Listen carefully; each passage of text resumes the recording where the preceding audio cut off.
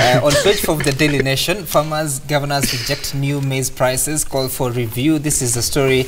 Of course, there has been that question on what should farmers in the maize growing areas, especially the North Rift, where should they take their maize, bearing in mind that according to the Ministry of Agriculture, the stores of NCPB are full, and now the Strategic Food Reserve has announced that they are going to buy maize for this season at 2,300 shillings. You remember that in the last season it was 3,200. So let's listen into what the Strategic Food Reserve had to say, as well as some governors from the North Rift. Purchase price for the 2018-19 maize crop.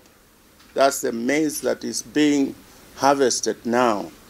A purchase price of shillings, 2,300 shillings per 90 kg bag of maize for this season's crop. If we are not buying maize from the current price, the price that had been set last year of 3,200, we say that there was the minimum. We would expect them to buy the maize is 2,500 Kenya shillings. The national requirement for strategic food reserves is 4 million bags. Where do they want to get the 2 million bags that they don't want to buy from the farmers? At this rate, we'll be making a very marginal profit, which in essence means that they may have no incentive to produce maize or food for this country. Well, those are the leaders from the North Rift, and before then there was Noah Wekesa, the chairperson of the Strategic Food Reserve.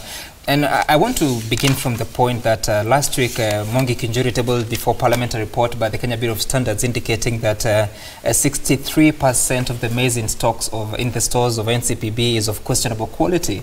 The only undertaking he could not give was whether that maize should be destroyed. And now we are declaring that you're going to buy maize at 2,300 shillings per 90 kilogram bag. Have we really gotten to the bottom of this problem? Because if the maize that is in stores is of bad quality, you still want to buy maize and take it to the same stores? Okay, let me start. I'll be very careful again on this because CS Mwangi Kinjiri will be appearing before my committee on agriculture later today, I think at about in 2 hours' time. So I'll be very, very careful on my sentiments. But off the hook, we've been saying that this discussion of maize we've really had for a long time. And I think it's about time we take a back and probably hold our horses and wait and see what the leadership has promised to do.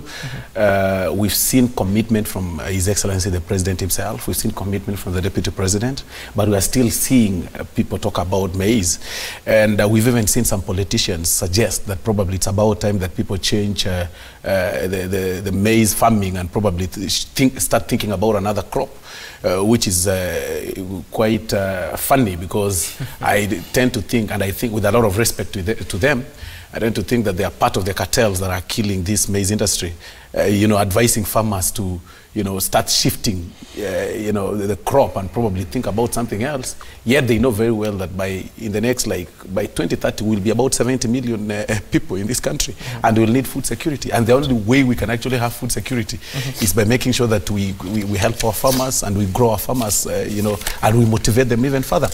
So I do not really want to talk so much on something that will be coming before the committee, but I have to say that it's about time that we get serious with our farmers. And this is not just about maize. It's equally on the, look at the rice industry, look at the sugar industry.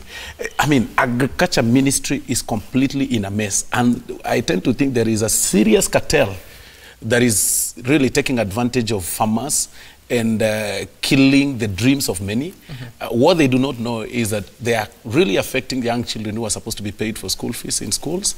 And you can have all the money, and if you garner that money irregularly, if you garner that money by punishing someone else, trust me, you'll pay that money in hospital through cancer or anything else. We need to be very careful with the way we operate as leaders. Well, as you prepare to respond, Honorable Munene, the Strategic Food Reserve Fund yesterday announced that they will be receiving 2.1 billion shillings from the National Treasury that will be used to clear the debt owed to the farmers. Initially, there was a debt of 3.5 billion shillings. Sometime September, early October, 1.4 billion shillings was released, and now 2.1 billion will be released, or settling all the debts for the farmers. So have we finally gotten to the bottom of the challenge, and now we are off to a good start? I think I may not so much want to talk about the maize issue, as I told you last time when I was there, that as a country we need to diversify our discussion. Because we have talked about maize for too long, and I think the maize farmers need to be paid their dues. They need to be given their right. They sold the maize to the government. At the right time that the government honors and pays them. If I look at the price that has been recommended, I think the price is too low, 2,300 per bag. And looking at the cost of production in this country, of producing one bag of 90 kg of maize. But when I look at the strategic grain reserve, what are the strategic food stuff that we have in this country? Is it only maize? Because if I come to Moya today, they have a glut of lies within the next 1 month. We need to be bought. Can't we include lies in our strategic grain reserve? If I go to a county like Tharaka-Nithi, where I come from, even now we are struggling with the dengue in stores. We don't even know where to take it. So much dengue in our stores. Can't we include it in the strategic grain reserve? Because we need to broaden. We go to Nyanza. Fish, it's bought at a throwaway price when it's so much. So what we need to broaden of what we call our strategic grain reserve, because Kituko, I can tell you for free that, as my brother is saying Osolo, if you look at agriculture in this country, as the national government struggles to devolve money, to give bursaries through CDF, to devolve money through county governments, we need to know that these are Kenyans who can work for themselves. In our place, nobody used to rely on bursary before coffee died. Yes. Nobody even wanted bursary before the prices of tea came stumbling down. So is that time that the government doesn't focus more? Because the discussion in the government is how much we devolve. We have given you CDF, we have given you county money, but we need to know that Kenyans are not beggars. They are not waiting for money to be given to them. They have activities they do. Let's help them to do what they do best. If it's coffee, let the president and the national government go out and look for markets, because there are coffee markets out there. If it's tea, let's look for markets. If it now this amazing, let the farmers be settled, let them be paid their dues, and the officials in the ministry.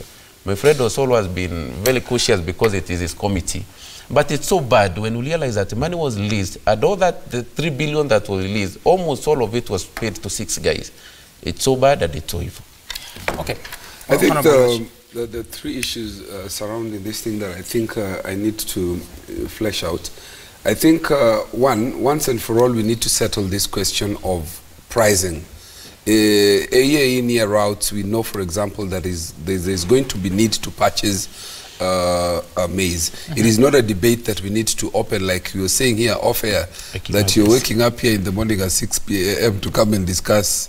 And we're not demeaning there's the issue of maize. This is something that has bedeviled us for so long, and I'm sure that putting together experts and looking at the cost of production vis-a-vis the profits that needs to be made and the need to ensure our food security, this is a matter that the Agriculture Ministry needs to put stakeholders together and settle once and for all. If there is money that we need to put together, we need to set it aside. I'm sure Parliament appropriates money every year. And once we do that, the issue of accountability then becomes the second question for me. When we set aside money in order to have, our strategic food reserves in the proper ratios, this should not go to cartels and people importing maize in the guise of being maize farmers. So that question of accountability, and I think Mwangi Kiunjuri, I believe, is up to the task. He needs to heed the warning by the president that this is a matter that needs to be settled. It is not something that we are going to sit here and discuss day in, day out. Having said that, I want to agree with him that the grains, is maize the only grain that we need to be thinking about? The Western economies are collapsing. The issues to do with rice, he's talked about dengue. There are other strategic grains. How about these people? Because every day, the headlines that we see and the money that we set aside, 2.5 billion, 1.5 billion, the Western economies, are these people, these farmers, children of a lesser God? I mean, I'm just asking for someone. Are they children of a lesser God? I'm asking for somebody. Because every year it's about maize. That's all. Are these Western economies, rice in Ahero and Nyando, Western Province, sugarcane farms, in Sony and everywhere, Chemelil, they've collapsed. Mira. Are they children of a lesser God? Because we are always setting aside money for maize. Fair enough, Honorable Luoch, but you will understand that even as you victimize maize, the grain itself, it is a fact that it is an important menu in the country's tables, and the fact that quite a number of farmers, the fact that NCPB is set up to stock the strategic food reserves that the country has, and unfortunately or fortunately, the main part of that is the maize. So the question I'm asking is, even as Parliament continues to investigate this matter, which they have done since the start of the year, both the Senate Committee on Maize as well as the National Assembly Committee on Agriculture, in April, you're investigating that matter. I was at the session. So, even as Parliament continues to investigate this, even as SFR continues to pay out the resources that they are paying, and as farmers receive this money, have we really, have we done everything that we need to do so that next week or next year we do not have the same discussion? You know, some of these maize, nobody has an argument that maize is a stable food in this country. But we are saying we diversify. I'm telling you, I come from a place called Daraka Nidi. The kind of degu that is in Daraka can feed this country for the next almost 5 years. But is it being bought? And when even we come to this maize, is maize farmed in one place in this country? Even in my own constituency, there is maize. We have a cereals and produce board. Let me just say that, then I'll answer you. We have a cereals and produce board in my constituency, and we farm maize.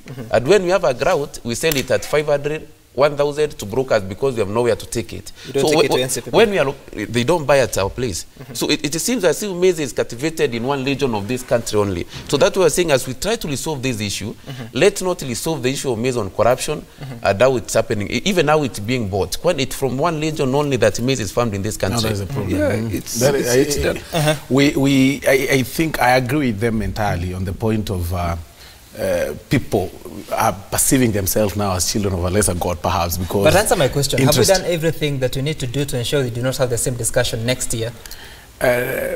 I can say that it's an ensuing matter. We haven't done much. It's not yet to completion. And the point here is, I think we need to work on our systems, mostly, not about personalities. And this is generally, you know, the whole department in this, all departments in this country.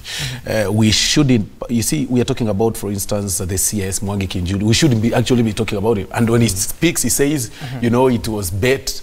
When Bet speaks, he says, okay, it wasn't me, someone else, you know. These blame games are about wrong systems. And I think it's about, you know, inheritance of a system that is rotten.